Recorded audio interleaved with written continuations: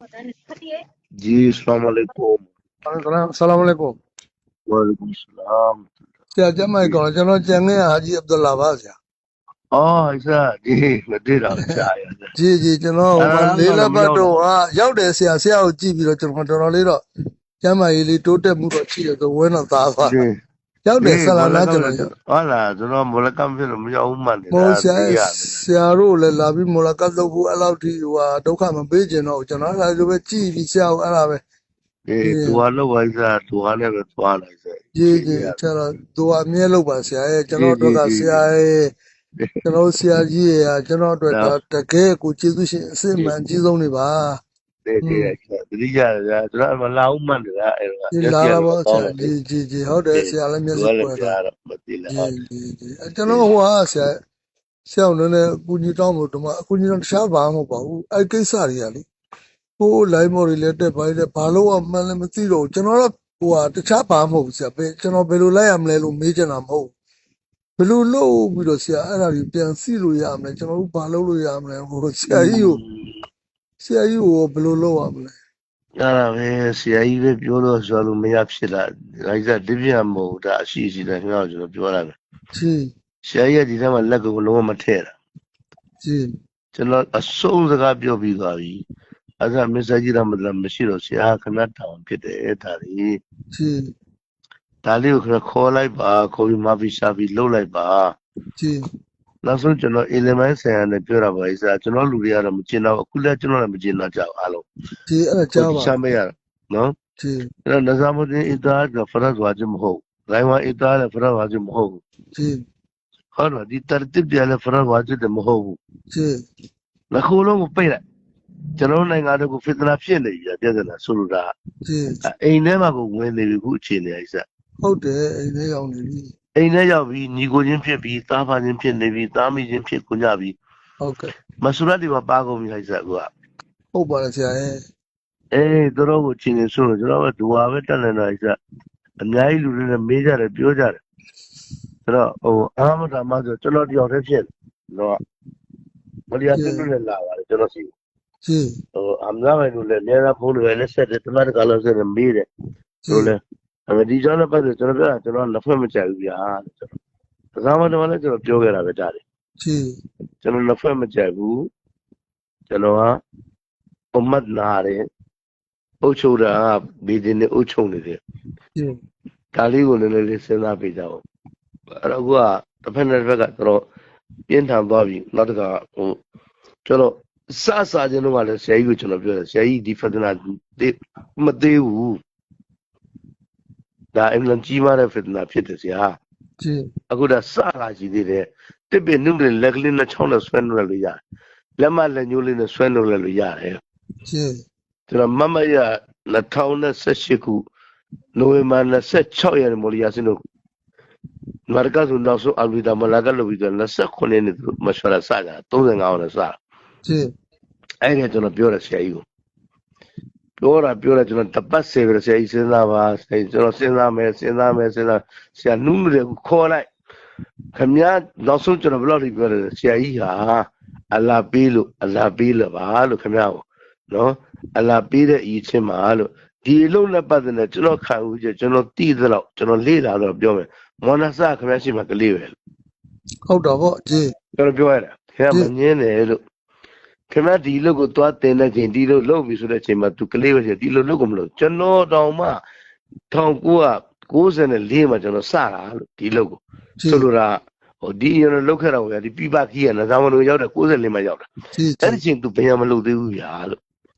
जी ကျွန်တော်ပြောလိုက်တာဒီနေ့အကာပဲသူ့ကိုအလာဒီကိုပေးစတာကမ္ဘာအဆင့်ကလာကျွန်တော်လက်ခံတယ်လို့ जी ဒါပေမဲ့ဟိုအလို့သဘောရခေါင်းကျွန်တော်ပြောပြမယ်လို့ကျွန်တော်လည်း10နှစ်12နှစ်ငယ်သေးတယ်လို့ဘာသာစားက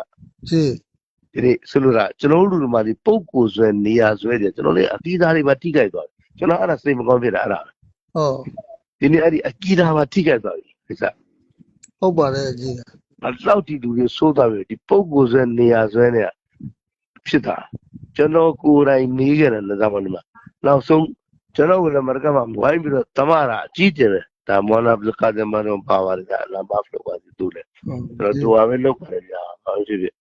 ကျွန်တော်လေးလမရကန်သွားကျွန်တော်ခံရလိုက်စားကျွန်တော် right မမေးဘူး ဟော right ကိုမမေးတာခင်ဗျာ ဟော အဲ့2018မှာ ကြည့် 2019မှာအစီအစဉ်ပေးဖို့ဆိုတော့ဝေးရဟိုက်စား right ကိုမမေးတာ ကြည့်ကြည့်ကြည့် နောက်ဆုံးဆရာကြီးကိုကျွန်တော်တခါလဲဒူးကင်ပြီးတော့ကျွန်တော်ကင်ပြီးဆရာကျွန်တော်အဖေခင်ဗျာကျွန်တော်ဆရာဒီနေ့ခင်ဗျာတယောက်ပဲကျွန်တော်ရှိတယ်ကျွန်တော်ခွင့်ပြုလိုက်တယ်ကျွန်တော်အိမ်ပြန်မယ်ကျွန်တော်ဟိုဘက်နဲ့မသွားဘူးမလီယာစင်တို့လာတယ်ကျွန်တော်3ပေါက်ရှိတယ်ကျွန်တော်စီလာတယ်သူတို့ ကြည့်ကြည့် အုပ်လိုက်လာတယ်ကျွန်တော်ပြက်လိုက်တယ်ငယ်ငယ်လို့မင်းတို့ကတော့ပြန်သူဖြစ်เสียမရှိဘူးရန်ဖြစ်เสียလည်းမရှိဘူးရန်သူလုပ်เสียလည်းမရှိဘူးဟာဒန်မအာဝီယာဒန်တကင်းနဲ့ဟာဒန်အလီဒန်တကင်းတို့ဖြစ်ခဲ့ကြတယ်ငါတို့ရှိမှတမိုင်းရှိတယ် ကြည့် တိုက်တယ်ခိုက်တယ်လှုပ်တယ်ဒါပေမဲ့နမတ်မှာအတူတူထမင်းစားတာအတူတူကွာလို့မင်းတို့လည်းတီးပြီးသားပဲလို့တို့အရန်သူဒါပေမဲ့ကျွန်တော်နောက်ကလူကြီးပြောလို့မရဘူးစ ဟုတ်တော့ပေါ့ကြည့် လုံးဝရန်သူလိုလှုပ်လိုက်တော့ဒီနေ့ပူဆိုးသွားတာ ကြည့် ပူဆိုးသွားတယ်ကိုကအဲ့တော့ဆရာကြီးကလည်းကျွန်တော်အကျဉ်းနဲ့ပဲဟာဇာမစ္စတာကြီးလက်ထက်မှာဖြစ်ခင်ဗျားလက်မှာကဖြစ်သွားပြီဆရာဒီတိုင်းရင်ကိုနှုတ်ပိတ်နေပြီးတော့ဘသူဘာလှုပ်လို့ငါမပြောတော့ဘူးဆိုတော့ခင်ဗျားအလတ်ထမှာမလှုပ်ဘူးနော်လို့ဒါ ကြည့် ကျွန်တော်အလောက်ကြီးနောက်ဆုံးဆရာကြီးကိုပြောပြီးပြီဒါပေမဲ့ဆရာကြီးကမလှုပ်ဘူးရတယ်နဲ့ပတ်သက်တာ ကြည့် အဲ့တော့ကျွန်တော်လည်းဘာမှမတတ်နောက်ဆုံးဒူဝါနဲ့ပဲနေတယ်အခုလည်းသူတို့9ယောက်ကျွန်တော်1ယောက်ပဲ ဆရာရဲ့အခုတော့ဘာတွေကလည်းတအားခေါင်းထောင်လာပြီးဗေဒအသီးတွေကလည်းတအားခေါင်းထောင်လာတွေ့ကြရတယ်ရေးတွေ့ကြရတယ်လှုပ်ဟိုလိုတွေဖြစ်လာတော့ကျွန်တော်တို့ကပို့ပြီးတယောက်တယောက်ကြားတဲ့ပုံကိုကြီးမုန်းတွေပဲဖြစ်ပြီးတတ်ဖို့ပဲလုပ်နေကြတယ် ဒါပဲအဲ့ဒီပုံကိုရေးပါဆံပါပြီခုကဆိုလိုတာ ဟုတ် အမျိုးမျိုးတွေကိုလူတွေကအဲ့တော့ဟို element ဆိုင်ရာကြည့်မှဆိုလို့ရှိရင်ကျွန်တော်တို့မှာတော်တော်ကိုအားနေသွားပြီဒါကျွန်တော်ဝန်ခံတာ ဟုတ်ပါပြီဆရာ element ဆိုင်ရာတော်တော်ကိုအားနေသွားပြီကျွန်တော်တို့ဘက်မှာ ကြည့် ဒါလည်းဆရာကြီးကိုကျွန်တော်တို့ကပယုံလုံးလို့ဖြစ်သွားပြီဆရာကြီးဖြည်းဖြည်းပြုံးလိုက်နေပြီဆရာကြီးဒါကိုတစ်ခုစဉ်းစားပါဦးရတော့ရဆရာသူ့စင်နေကမပြောတော့ဘူးသူကတော့လောက်ချင်တာဘယ်သူပဲလို့သူမရကတာပဲသူနောက်ဆုံးကျွန်တော်ပဲလေခင်ဗျားလည်းကျွန်တော်လည်းမရှိဘူးဒီမရကကြီးပူပြီးဖြိုခွဲသွားတော့ဟာဒါအလတ်လက်ထက်မှာရှိတယ်ဆရာလို့ဒါတွေကကျွန်တော်တို့ခွင့်ပြုလို့မရဘူးလို့အလဘာတတ်မှတ်ထားလိုက်တယ်ဖြစ်ရမှာပေါ့ဗျာလို့ ဆရာရဲ့လိုမာကတ်ပြိုကွဲတာလောက်ကြည့်တယ်အခုအမတ်ကပြိုကွဲသွားပြီ အဲ့ဒါပဲ ဆရာမာကတ်ကိုပဲတော်စင်ထား ဘ တယ် ယ်မှလည်းဘယ်မှလည်းမသွားတော့ဘူးကွာဘယ်သူနဲ့မှလည်းမတွေ့တော့ဘူးသူက ကြည့် ပြောလေသူကလက်မခံတော့ပြုံးပြနေပဲပြန်အဖြစ်မပြေတော့ဘူးဘာမှအဲ့ ကျွန်တော်အခုဒီလိုကျွန်တော်စိတ်ကူကကျွန်တော်ဘာမှအရေးချင်းမရှိဘာမှမတတ်နိုင်ပါဘူးဒါပေမဲ့ကျွန်တော်ကဒီလိုသူ့နယ်ဟိုဖြစ်မဲ့ဆရာတွေကိုကျွန်တော်ကြည်ကင်လက်ကင်နဲ့ကျွန်တော်အကုန်ကြခံပြီးခေါ်ပြီးစုပြီးဆရာကြီးစီသွားကြတာဖြစ်နိုင်မလား ဘာလဲမရမဖြစ်လာဘူးမော်လီဒင်းကိုယ်တိုင်ရှိတ်အိမ်မသွားခဲ့ပြီ ဟုတ်ကဲ့ မော်လီဒင်းပါတယ်ကျွန်တော်ရွှေဘုံတွေကမော်လီမောင်မောင်ဆိုတည်ပါပေါ့ထမ်း တိ တော့ တိထိုင်မုန်းဆရာမ သူသွားတာဆရာကြီးကတွေ့ကျင်တယ်ဆိုတော့မရကကလူတော့ဝိုင်းပြောလို့ ကြည့် ဆရာကြီးကသူနဲ့မော်လီဒင်းနဲ့တွေ့တယ်မော်လီဒင်းကသူ့စီမလာမှလည်းသူလာခဲ့မှမဆိုပြီးတော့ ကြည့် အခုနောက်ဆုံး update ကတော့ကျွန်တော်ပြောလို့ဂျိုရီရက်မှာ ကြည့် ကျွန်တော်ပိုင်းဂျိုရီရက်မှာတောင်ကြီးကဟာဖင်လို့ဆမ်ကိုသူတို့လွတ်လိုက်တယ် ကြည့် ကာမဲကိုတောင်းတယ်ပဲတင်ခဲ့ချင်းမော်လီဒင်းနဲ့ ဇွတ်လွတ်တာအဲ့ဒီဂျိုးမတိုင်ခင်တပတ်ရရွာဟောင်းကအမစ်ဆက်ကိုယ်တိုင်အဲ့ရွာဟောင်းကမော်ဆက်နှစ်ပါးသုံးပါးနဲ့သူတွားခဲ့ကြတယ် ကြည့် အဲ့လိုကလည်းသူဂျိုးတက်ဖို့အတွက်ဖိတ်ခဲ့တယ်နေရာပိုင်းကအပြစ်မှာစီစဉ်လုပ်တယ်အားလုံးတွားဖို့လာဖို့စားဖို့တော့အကုန်သူတို့တောင်းယူခဲ့ပြီးသားဒါလည်းမလာတော့နောက်ဆုံးအဲ့ဂျိုးရက်မှာသူတို့အဲ့တောင်ကြီးဖွဲ့ကိုလွတ်တယ် ကြည့် လွတ်ခါနီးမှာကျွန်တော်ဟာပြီးလို့ဆိုကျွန်တော်ရင်းနေတော့စိတ်ထဲမှာတော့သူကတမျိုးဖြစ်သွားတယ်အခုတည်းကနေဖြစ်လာတာအလားပဲသိတော့မယ်ကောင်းကောင်းတော့နှုံးမဆက်တော့ဘူးကျွန်တော်တို့ ကြည့် ဒါပေမဲ့ကျွန်တော်သွားမယ်သူကမလျှော်တာဇွတ်လွတ်နေတယ်တဲ့ဘာလို့စားကျွတ်တယ်ကောင်ရေလွန်းနဲ့ကြာကျွတ်တီမဖေပဲနဲ့ရေကြီးငင်ထုတ်နေလို့ရေလွန်းတတ်မှုမရှိဘူးလို့ ကြည့် ကျွန်တော်သူအဲ့လိုပြောလိုက်တယ် ကြည့် အတိကဖြစ်တဲ့အချက်တွေဘာတွေဖြစ်ခဲ့တာတော့တရားစတာတော့ ကြည့် ဒါတွေကိုတိကကိုင်းပဲဖြည့်ရှင်းမှတကယ်ဆိုပြီးသွားမှာ element ဆိုင်ရာတွေကိစ္စတွေအများကြီးပါနေပြီခုဟာ ကြည့် တစ်ဖက်ကလည်းဥနာတနည်းဟာကျွန်တော်မန်းလေးမှာအခုတပတ်ပဲရှိသေးတယ်ဒီလားပါတပတ် ကြည့် တပတ်ပဲရှိသေးတယ်ကျွန်တော်မူဖတီမတ်ဆူဒီနမန်းလေးမှာတွေ့ ဟုတ် ကျွန်တော်အဲ့သူကမန္တလေးကိစ္စလာတယ်ကျွန်တော်တပည့်ရဲ့သမီးလေးဖြစ်နေ ကြည့် တကယ်ချင်းလည်းတကယ်တပည့်တယ်အဲ့မှာသူက သမီးစားဆုံးတော့ကျွန်တော်ပြင်မှာထွက်လာကျွန်တော်ပြောတယ်မလို့စားတဲ့နှစ်ဖက်ပေါင်းရေးကိစ္စဘယ်လိုလုပ်မလို့တဲ့ ကြည့် ဘယ်ပုံစံရှိမလို့ဖြစ်နိုင်မလို့ကျွန်တော်တို့လောလောဆယ်ကတော့တရားတော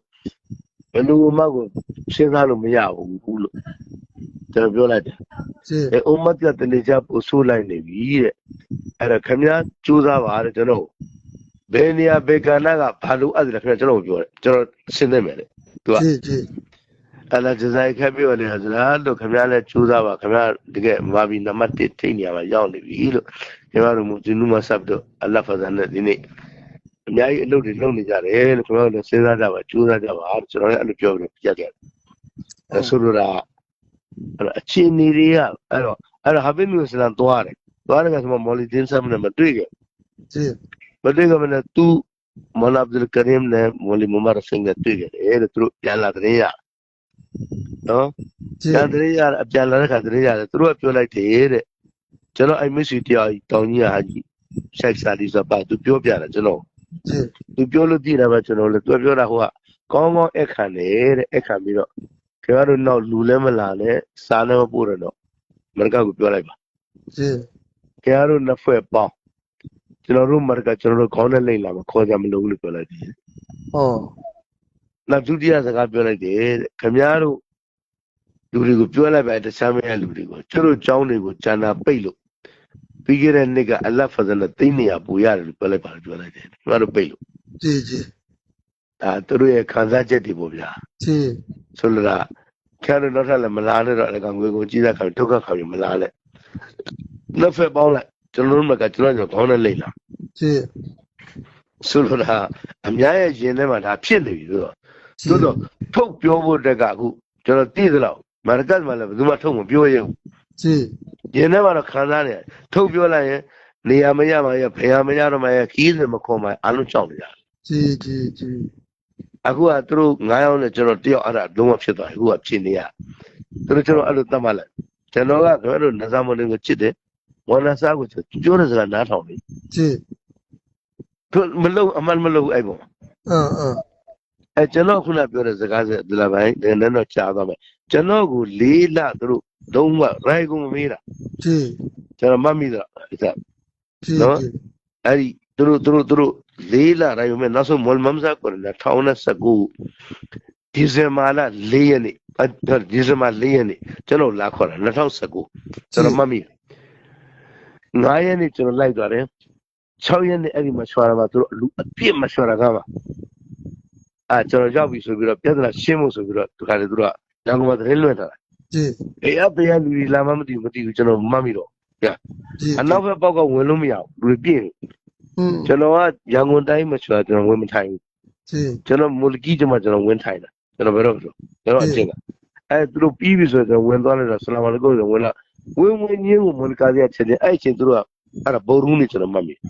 ဘော်ရူးနေမနဲ့ ကြည့် ရန်ကုန်တိုင်းစဘူဇာရီတဲ့မရွှဲလို့နာအဆာဘီပြီးသွားပြီမဂရဘီအရှာဘီပြီးသွားဖေဒရီဘီအစီတယ်ဘသူထားမလဲတောက်ချနေမနဲ့ကျွန်တော်ကဟိုကအဝင်သူတို့အဲ့ဒါမရွှဲလို့မူလကားကြီးဟေးဟေးလာပြီဖေဒရီဘီပြောလို့လာပြီတော့မှလည်းသူ့ထားလိုက်တော့ကျွန်တော်ထားလိုက်တယ် ကြည့် အဲ့ဒီကျွန်တော်ဟာရှားလို့ထိုင်းတော့မထင်ရသေးဘူးလေဖြစ်တာလို့အခုကြောက်ပြကျွန်တော်ကိုလူလာလို့နေရာမှာရတာလူမလာနေရာမှာမရှိဘူးပေါ့လို့ပြောစီပ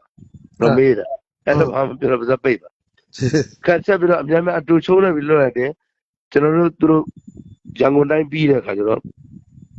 လက်ဖက်ကဂျာဗရီနေ့အစီအစဉ်ဂျာဗရီတနေ့တည်းမာကတ်ရဲ့အစီအစဉ်မှာကျွန်တော်လက်မှာဖီဂျရီတခါပြန်စတာ ကြည့် အဲ့မှာလည်းကျွန်တော်ပဲထားပလိုက်တယ် ကြည့်ကြည့် အဲ့မှာဆရာမြန်သုံးလိုက်တယ်ကျွန်တော်စကားပြောတာရှိတော့မြန်သိမ့်လိုက်တာကိုသိမ့်တဲ့ခါကျတော့ကျွန်တော်ဆရာကြီးနားကိုသွားမယ်လို့ဆရာကြီးကမဆရာဆူမနာဘင်ဒီဆိုပြီးတော့ပြောတယ်ခဏနေဦးနဲ့ကျွန်တော်ဒီနေ့မြင်ငွေလေးတအားကျွန်တော်ဝယ်มาတဲ့စင်လကြီးမှာသိကြည်နူးတယ်ဗျာတဲ့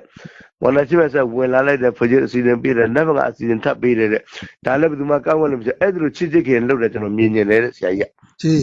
စလိုက်တာ ကြည့်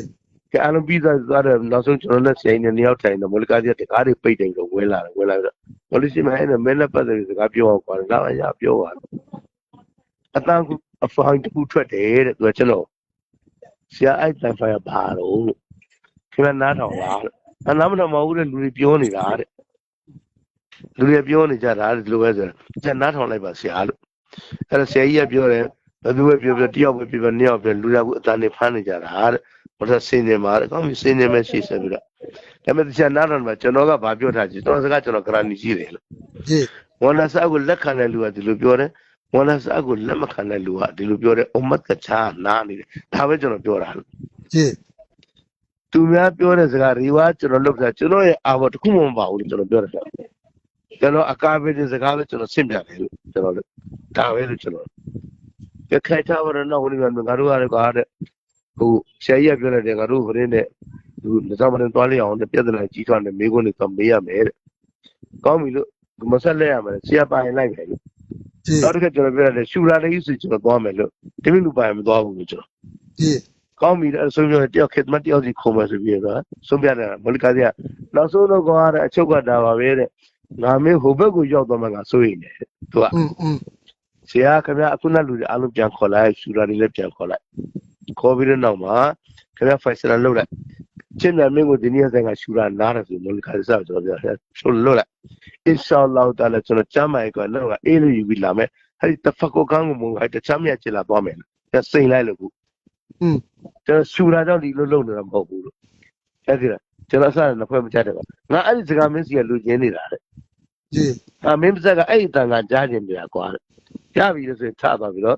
ပြမကလူတွေအခန်းပြည့်နလားအခန်းမှာအပြည့်ဒီကောင်တွေဘသူကဘာစကားပြောတယ်ချင်းမြန်ငါတို့လည်းအများနဲ့လက်တွဲလုံးမဲ့လူဖြစ်တယ်တဲ့ဘယ်လိုမပြောနဲ့သွားကြအားလုံးဘောကနေဆင်းသွားတယ် ဂျေ နောက်ဆုံးသွားလိုက်တယ်ကျွန်တော်ဟိုသွားတယ်ဟိုသွားတဲ့ကကျွန်တော်နေရာကဒီစကားပြောတာဟိုမှာရောက်ပြီးတော့73နိုင်ငံရှူတာရှိတယ်စက် ဂျေ အဲ့ဒီ73နိုင်ငံရှူတာရှိတဲ့အခါမှာနောက်ဆုံး3-4ရက်နေပြီးတော့ဆရာကြီးနဲ့ကျွန်တော်လည်းအပြည့်ဟိုတယ်မှာတဲတယ်အေးလို့ကျွန်တော်တို့က ဂျေ အဲ့မှာတဲတော့အဲ့မှာဆရာကြီးကိုကျွန်တော်ညအိတ်ခါလေးနဲ့ဆရာကြီးလက်ခါမှာရှောရမှာကျွန်တော်မေးခွန်းလေးနဲ့ကိုသုံးမေးခြင်းတယ်အဲ့မှာကျွန်တော်မေးလို့မရဘူးခမည်းနာမည်ကင်မရဘူးအဲ့ကျွန်တော်မိတ်ဆွေတွေကလည်းစကားပြဿနာချုပ်ကုန်နေမယ်ဆရာဒီမေးခွန်းဒီမေးခွန်းဆိုဟာမေးရမှာဘောတယ်ဒီမှာမေးပဲမှာမေးမလို့နဲ့ရောက်တော့မေးလိုက်တယ်ကျွန်တော်နာမည်ကင်လိုက်ကြတယ် ဂျေ တခြားကောင်းပြီအဲ့ဒါကျွန်တော်ကနောက်ရမဆွရာပြီးတော့မှမဆွရာ ဂျေ ဟာဇတ်မော်နာယူဆုဟာဇတ်တဲ့တာသူကောင်းဆန်တာဟာဇတ်ပြောက်ပံပါကျန်တဲ့အကုန်ရှိတယ်73နိုင်ငံရှူလာလေးရှိတယ်ဒါကမှတည်းက ဂျေ အဲ့မဲ့ကျွန်တော်ထားပြီးမတရားပြီးဟာကျွန်တော်ရင်းနေတယ်လေဟာမော်နာဘာကိစ္စကျွန်တော်မိကုန်းလေးသုံးမှုမေးချင်လို့ပါလို့အဲ့တော့ခွင့်မြမေးတဲ့အဲ့ဒါကျွန်တော်ဆရာမော်နီမမ်ဆတ်ဆန်မော်နာပါရမီဆတ်ကမတလာတကယ်တပည့်အရင်လို့တီးတန့်တပည့်သူနဲ့ level နဲ့တောင်းနေမှမရှိတော့ဘူးချင်းဒီက ဂျေဂျေ အဲ့ကျွန်တော်ပြောတယ်ကျွန်တော်မေးပါတယ်မော်နာကဟိုပလင်မခံနဲ့မေးတယ်နေကြလားအားလုံးလူတွေမျက်နှာပြက်တယ်ကျွန်တော်လူတွေအားလုံး ဂျေ ဘာမေးမလို့မသိဘူးဆိုပြီးတော့ဒါနဲ့ကျွန်တော်ပထမမေးခွန်းရတယ်ကျွန်တော်နိုင်ငံမှာလို့အဲ့ဒီကျွန်တော်ဆရာမေးခိုင်းလို့ကျွန်တော်မေးတာပါလို့နှစ်ဖက်ဖြစ်သွားတယ်အဲ့ဒါပေါင်းစည်းဘယ်လိုလုပ်ရမလဲလို့ ဂျေ ကျွန်တော်တို့ကကမ္ဘာအတွေ့အကြုံရှိတယ်ကျွန်တော်မှမရှိဘူးလို့ဇင်ဒဂီမှာတစ်ခါမှလည်းမကြုံဘူးလို့တော့အုတ်ချုပ်တာဂိုင်ကောင်ဖြစ်နေတယ်ကျွန်တော်စီမှာအမတ်နာနေလို့ပါခင်ဗျားတို့တော့စဉ်းစားပေးပါတော့အဲ့မှာသူပြောတဲ့ခါဝါဟာတဲ့ကောင်းတဲ့မိကုန်းမလာတဲ့ဒါမျိုးမိကုန်းနေမေးစမ်းပါလေ73နိုင်ငံကြားလာတယ်ခင်ဗျားတို့မော်လာမေးတဲ့မိကုန်းဘာမှပြောမစမ်းတာတဲ့ကြည်စမ်းတဲ့ခင်ဗျားတို့မင်းလည်းဂတ်ဘယ်ရောက်သွားမှလဲမဆူရဘလူသွားမဆာလာတွေဒီပဲမင်းနဲ့ဒီလိုမိကုန်းမဲ့ကဘာနဲ့ဖြစ်နေတာတဲ့ ဂျေ ဒီလိုမိကုန်းကျွန်တော်တို့ကကြိုက်တာတဲ့ကျွန်တော်တို့ဒါမျိုးမေးစမ်းပါတဲ့ဘေးနားနေရာကိုပြောတယ်ခင်ဗျားတေချာရင်းတော့တဲ့ဘောလနာတဲ့ကျွန်တော်မရှိတာဟာဇက်ကိုယ်တိုင်ဖြေလိမ့်မယ်တဲ့ ဂျေ ဒုတိယမိကုန်းမေးတယ်ခင်ဗျာဒုတိယမိကုန်းကျွန်တော်မေးလိုက်တယ်3ရက်ကျလာသူတို့လည်းထွက်ပြီကျွန်တော်လည်းထွက်ပြီအခုကျွန်တော်တို့ကအများသူတို့ကအနည်းအဲ့တော့ပလီတလုံးမှဆိုရင်ဘာလို့ရမလဲခင်ဗျားတို့မှာကမ္ဘာအတွေ့အကြုံရှိတယ်ကျွန်တော်ကအတွေ့အကြုံလုံးဝမရှိဘူးအခုစတာ ဂျေ တွဲရမှာလားနောက်ဆုရမှာလားရှေ့တိုးရမှာလားကျွန်တော်တို့ကအဲ့ဒီမှာဆိုရင်ဘာလို့ရမလဲပြောခင်ဗျားတို့ပြောတယ်ကျွန်တော်လုံးကျွန်တော်အဲ့ဒါပြက်သားသားမေးတယ်ကျွန်တော် ဟုတ် ဟာတိတ်ကောင်းတဲ့မိကုန်းကွာတိတ်ကောင်းတဲ့မိကုန်းဒါမျိုးမိကုန်းတွေငါတို့ကကြိုက်တာတဲ့ ဂျေ နော်ဒါမျိုးမေးစမ်းမှာကွာတဲ့ဖဲတို့73နိုင်ငံကြားလာတယ်ဘာလို့တာကြီးရှိတဲ့မိကုန်းမေးတာလဲကြည့်ရတယ်ဒါတို့ဒီချာကြီးတဲ့ဟာဇတ်မော်လနာနဲ့ခင်ဗျဒါလည်းကျွန်တော်ဟာဇတ်ကြီးကိုယ်တိုင်ဖြေလိမ့်မယ်ကျွန်တော်မဖြေနိုင်ဘူး ဂျေ အပြတ်ပြောတတိယမိကုန်းမေးတယ်တတိယမိကုန်းကျွန်တော်မေးတယ်ဒီလိုပဲအဲ့ကိုလမိုင်ကရမ်ကျွန်တော်စီကနေပြီးတော့အမြင်ဆောင်းသွားပြီကျွန်တော်တို့ကိုလို့ကျွန်တော်တို့ဝေးသွားပြီလို့အဲ့ဒီဥလမာကရအမြင်ပြန်လဲတဲ့လာဖို့ရသူတို့ရဲ့လောင်းရအောက်ကိုဝင်ရဖို့ရကျွန်တော်တို့ဆက်ဘာလုပ်ရမလို့ဘူး ခင်ဗျားတို့လမ်းကြောင်းပဲခင်ဗျားတို့မှာကမ္ဘာအသွင်ချင်းကျွန်တော်ကမရှိဘူးလို့ ကြည့် အဲ့ဒါလေးလမ်းကြောင်းပေးပါခင်ဗျားတို့ပြောတာခေါင်းပေါ်တင်ယူသွားမှာကျွန်တော်တို့ဒါဝေးလိုယူသွားမှာလို့ကျွန်တော်ပြောတာ ကြည့် အဲ့မှာဘောလာစုဆက်ကဒူအားပေးတာကျွန်တော်ဗျာအလ္လာဟ်ခင်ဗျားကိုဂျဇိုင်ခက်ပေးပါစီဗျာတဲ့တိတ်တန်ကြီးရှိတဲ့မိကွန်းသုံးခံမေးလိုက်တာတဲ့ဒီနေ့ကမ္ဘာပြောမေးဘူးကျွန်တော်တို့ကိုတဲ့ ကြည့် နော်တိတ်တန်ကြီးရှိတဲ့မိကွန်းတဲ့ဝလာတဲ့တရားလေးကိုတဲ့ဟာဇကြီးကိုယ်တိုင်ဖြေပါလိမ့်မယ်ဗျာတဲ့ကျွန်တော်မဖြေတော့တိတ်လိုက်တယ်ကျွန်တော်မမဆန်းနာကိုတွားထိုင်နေတာတဲ့ဆရာပဲနဲ့ဟိုလူရင်းတူရှင်ကျွန်တော်ရင်ထဲကစကားထွက်သွားပြီတဲ့အဲကျွန်တော်တို့ကတဲကွန်ပြအိတ်တော့ဗျာမနေ့ဖကြလေအေးတော့ကွက်ကိုပဲတဲကွန်ဖတ်ပြီးကျွန်တော်လက်ဖေးလည်းတောက်ပြီးပြန်ခါကိုယ်တယ်က9နိုင်နီးပါမော်လီကာစီအော်ပြီးဝင်လာ ကြည့် မော်လီကာစီမှာတော့ဟေးဘယ်မလို့ကတဲ့ဂါစီမော်လီချစ်မြန်ရဲ့မနေ့က73နိုင်ငံရှိမှအာဘော်ရင်တန်လေးကောင်မေးတာတဲ့ဘာလဲဆိုကျွန်တော်အခန်းထဲအမြဲတမ်းအနွေးတွေဝှက်ပြီးတော့မမစားယူဆွဲထုတ်လာသူတို့ကတဲ့ခါမှာမင်းမနေ့ရတဲ့မင်းရတခါလေအာဘော်73နိုင်ငံရှိမှမေးလိုက်တာတဲ့အခုခေါ်ပြီးတော့ငါငေါက်ခံရတယ်ဟာဘာဖြစ်တာလို့ဆရာဘယ်လိုဖြစ်တာတော့ဖြစ်တာလေးတွေပြောပါဦးကျွန်တော်ပြောတယ်အဲ့ကကျွန်တော်ငါတို့ကဗျာပြီးပြီးဟာဇက်ကငါတို့ခေါ်တယ်တဲ့ခေါ်ပြီးတော့နောက်မှာဗရမတို့ကမင်းတို့လာခေါ်နေအချိန်ကကြာတော့မလို့တဲ့ငါတို့သွားလဲဘာပြောတော့ဆိုတော့ဘယ်လိုပဲနားတော့ကျွန်တော်ဒီနေ့ကဒါအမားနဲ့ကျွန်တော်နေရာကမှကျွန်တော်ဒီစကားပြောတာဟာဇက်ကပြောတယ်တဲ့မင်းနေ့ကမေကွန်း3ခုမေးတယ်ဟုတ်ပါတယ်အဲ့မေကွန်း3ခုအဖြစ်ခုယူသွားတိကလက်ဖွဲ့ဖြစ်တယ်မင်းပြောတယ်မင်းငါရှိမှလက်ဖွဲ့လို့ဘာလို့သုံးတာငါတို့ဆံမှာလိုက်ဘာလို့လက်ဖွဲ့လို့သုံးတာငါတို့ကအားလုံးတစ်ဖွဲ့တယ်ဘယ်တော့ကတော့မသုံးပါနဲ့ဒီသုံးဒါဖြေလိုက်တဲ့အဖြေ အာ တော့ဘယ်တော့မှမသုံးပါနဲ့တဲ့ဒါစဉ်းစားကြည့်ငါတို့ကတစ်ဖွဲ့တယ်ပဲတဲ့အားလုံးဒီနော်ဒါဘယ်လောက်ပြည်နာရှင်ပြည်သားတဲ့စကားလေပြောလိုက်တဲ့စကား ကြည့် မစဉ်းစားကြည့်ဒုတိယဘာပြောလဲ3ရက်ကျန်လာမင်းတို့စီမှာဆုံးပြီဆိုရင်တဲ့ရင်ဖွင့်ပြီးကြိုရမယ်လေမင်းတို့ ကြည့် ရင်ဖွင့်ကြိုးတဲ့နော်သူတို့နဲ့အတူနေပါတဲ့သူတို့ခစ်မတ်လုပ်ပါတဲ့ဇေဖတ်လုပ်ပါတဲ့သူတို့လုပ်တွေလုပ်ပေးပါတဲ့ ဟုတ် နော် ဟုတ် တခုပဲတဲ့တခုပဲမင်းမကာမီလေမင်းတို့ရဲ့မာကတ်တွေမှာမင်းဘာအကရမ်လုပ်နေတယ်အစီအစဉ်မပေးနဲ့ ကြည့် ဒါပဲတတိယကတော့ဥလမာအကရမ်ထံပါများများသွားပါတဲ့ကာရဂူဒါရီပြောပြပြီးတော့မှသူတို့တွေကိုဟဒီယာတိုဖာယူတာခစ်မတ်လုပ်ဇေဖတ်လုပ်ချိန်မှများတာမလို့တော့မလို့မှမြင်နေတဲ့အဆောင်တွေကဲ့သွားလိမ့်မယ် ကြည့် ဒီနေ့တခုမှကျွန်တော်တို့လည်းလုံးမလုံး ကြည့် ဒါကျွန်တော်နဲ့အဲ့ဒါဒီမှာနေရတယ်မင်းတို့နဇာမဒင်ကိုချစ်တယ်ဟာဇရတ်ကိုချစ်တယ်နဇာမဒင်လည်းခိုင်းတာလှုပ်လေဒါတော့ရန်ကြီးစရာမလိုဘူးဆိုလိုတာ ကြည့်ကြည့် ကျွန်တော်တို့ကကြီးကန်လာအောင်မယ်နော်ဒီလူတွေကိုရန်သူတွေကရန်သူလို့သတ်မှတ်ထားလိုက်တယ် ဟုတ်တယ် ကာ ဗျာ ဖီမူရှစ်ကောင်ကျွန်တော်မယုံတော့ ကြည့် အဲဒီလူတွေဖြစ်နေတော့ကျွန်တော်နဲ့လုံးဝဓမ္မနေဖြစ်တာပဲလုပ်ငန်းနဲ့လို့လည်းကျွန်တော်ပြောတဲ့ခါကျသူကကျွန်တော်လုတ်ပြီးမှမေးမယ်တဲ့ကျွန်တော်ပြောတာမေးပြီးလို့ ကြည့် လုပ်ငန်းတိုင်းကိုမေးပြီးလုပ်ပါမဟုတ်ဘူးလုပ်ပြီး ဟုတ်တော့အပြောင်းပြန်လို့ကို လက်တွေ့အခြေအနေလိုပါပဲသူလည်းပဲအဓိကတော့တနည်းချင်းတော့အချက်လက်ကျွန်တော်တို့ရဲ့ဖြစ်ကေတော့ကနေလာတော့ဖြစ်ပါအလားဒီနေ့ချင်းတော့အယောင်တက်လာမှထွက်လာပါပါခါဒူဝါလောက်ပါသူလည်းပဲအခြေအနေကတော့လောလောဆယ်ကတော့ကျား သူ ဖက် ကလောက် တော့ ပါ လ လေ က်က ဆရာကြည့်ကြည့်ကျွန်တော်ကတော့အဲဆရာကြီးရှူဘယ်လိုလုပ်ရမလဲသူတယောက်ပဲတင်းခံနေလို့ခက်နေတာ ဟုတ်တယ် ကျန်တဲ့လူတွေကတော့ဗျာကျွန်တော်ဒီမကတ်မှာငကိုတွေကလည်းပဲဒီဟိုအဝမ်နဲ့အဝါတွေကကျွန်တော်သဘောလည်းမကျခဲ့ပါဘူးမကျခဲ့ဘူးဆိုတာကသူတို့ရဲ့နှုတ်တွေကြောင့်အလုတ်ကတင်လာတဲ့တခြားစီကျွန်တော်တို့အလုတ်ကိုဆရာတို့သင်ပေးခဲ့တာကျွန်တော်တို့တခြားစီဒီနေ့အာလင်တဘာနဲ့ပတ်သက်ပြီးဆရာတို့ကျွန်တော်တို့ရဝမ်ဂီမှာဝါပစီမှာအများကြီးပြောတယ် ဟုတ်တယ် နော်အာလင်တဘာကမင်းတို့ကလန့်လာပြီဆိုလို့ရှိရင် तू ကတပတ်မှာတစ်ချိန်စကားပြောမင်းတို့တစ်ပတ်လုံးပြောဟို ဟုတ်တယ် အကုန်လုံးကအာလင်တဘာဘက်ကပဲရှိမှာ तू အီမမ်တဘာဘက်ကပဲရှိမှာဒီနေ့အဲ့ဒီအာလင်ကိုစัญဉ္ပဲဖြစ်အောင်ဖြစ်သွားတယ်ကျွန်တော်တို့ကဘယ်လိုလုပ်ပြီးဒီစကားတွေနဲ့လုံရက်တွေနဲ့ပြောင်းမြန်နေဖြစ်ကုန်တာလေလို့ ဟိုကပြောတာကအိုလမာရဲ့ဇီယာရတ်ကိုအီဘာဒတ်ကိုကျင်ထားပါ ဟုတ် အခုမရှိဘူးဆိုတော့ဒီအလကားပါပါဒီအားလည်းကျွန်တော်မချော်တယ်မလည်းပြောတယ်ကျွန်တော်တို့slow တယ်မဟုတ်ဘူးပြောတဲ့စကားတွေ ကြည့် ပြီးခဲ့တဲ့ကျွန်တော်အလက်6လပိုင်းတော့ဆိုရင်ဒီဇင်ဘာမဟုတ်တယ်ဒီဇင်ဘာဒီခေတ်မှာဒီကြောင်မရှိတဲ့စကောင်ကာရီဆက်ကလည်းအဲ့140ဘာခေါ်နေပြီလဲသတိမရှိတော့ဘူးတဲ့ယူနေပြီဘာဒရစ်လနေပြီတဲ့ပြောတဲ့စကားကြည့် အော် ကျွန်တော်ကလည်းမင်းဘာကောင်းလို့ရအောင်သတိမရှိတဲ့လို့ငါ့ကိုမေးမလားမင်းဒီကောင်မနေကောင်းရလားမင်းကြောက်ဆဲလူတွေကမင်းတွေ့ရလားတွေ့ရသူ့အမျိုးတွေမိမအမျိုးတွေကြည့် ကြည့် ဝင်းဒီမသတိမရှိတဲ့လို့ဒါလည်းမေးမလားလား မင်းတို့ဘာစကားပြောတာအားလုံးတော့မလို့ပါလေ အဲ့လိုလေဗျာ ကိုအားလေးကိုတို့ကကောင်းဆိုတဲ့စကားလုံးအောင်သုံးနေတာ ဟုတ်ဗျာ အဲ့လိုဖြစ်နေတာ ဟုတ်ဗျာအဲ့လိုဒီကောင်ပါနားလေတော့ဘာတိလို့လဲဒီလို့ကိုအဲဇာမျိုးတွေအဲ့လိုခွာနိုင်တယ်တော့ဗျာ ကျွန်တော်တို့ကဘာလုပ်ရမှလဲမသိဘယ်လိုက်ရမှလဲမသိဘယ်လိုလုပ် ကျိုးတို့ဘက်ဆုံးကတော့ကြိုးစားနေကြတာအားလုံးကဖေကေတော့ဖြစ်နေကြပါပြီအားလုံး ရှင်း နော်အစောလာတနေ့တစ်ချိန်တော့ဖြစ်လာပါတော့ဖြစ်လာပါကျိုးတော့ကြိုးစားကြည့်ပါဗျာဆရာကြီးပဲစကားစိတ်လဲလာမလားအလားသူဟိုရင်းပြုတ်မလဲနော် ကြီးကျွန်တော်ဆရာကြီးကျွန်တော် ဒါဘောကျွန်တော်တို့လည်းခါသူအလုပ်ပါဗျာ ကြီးကျွန်တော်လုပ်ပါဆရာကျွန်တော်ဆရာအမြဲတမ်းရပါတယ်ကြီး 9 ယောက်နဲ့1ယောက်ဖြစ်နေကျွန်တော်ပြောရတယ်ခင်ဗျားတို့မှာ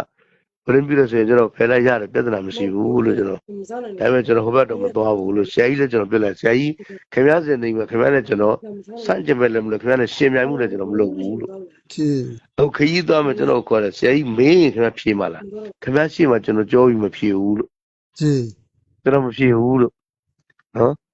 မဖြေဘူးဆိုရင်တော့မသွားဘူးလို့ဖြေတာကျွန်တော်ပြောလိုက်တာ ကြီး အဲ့လိုကျွန်တော်ကြီးတယ်အဲ့လိုဖြစ်နေအကုန်နေရတဲ့တကားစားလေးလည်းအများကြီးပါဗျာမဖြစ်နိုင်တော့ပါဘူးကိုချမ်းမရင်းနဲ့ဗာနဲ့ဒါတော့အိမ်မချမ်းမကလေးပဲနေကောင်းကြတာဒီကားစီပါ ဒီမာရှာလာကောင်းပါလေဆရာအားလုံးကောင်းပါ ကဒွာလောက်ပါတော့ပဲနော် ကြီး လည်းကြာပဲနော်လိုအပ်တာကြီးလို့ဆက်ပါဆိုတော့နော် အေးဆရာအားတော့နာတယ်ကျွန်တော်ပုံစံ ကြာ ကောင်းပြီဆရာကျေးဇူးတင်ပါဆရာအကျဉ်းစားကတ် ဒီ လိုက် ကောင်းမှာကြာကြာ ဆလာမအလိုင် လာပါလေကိုမ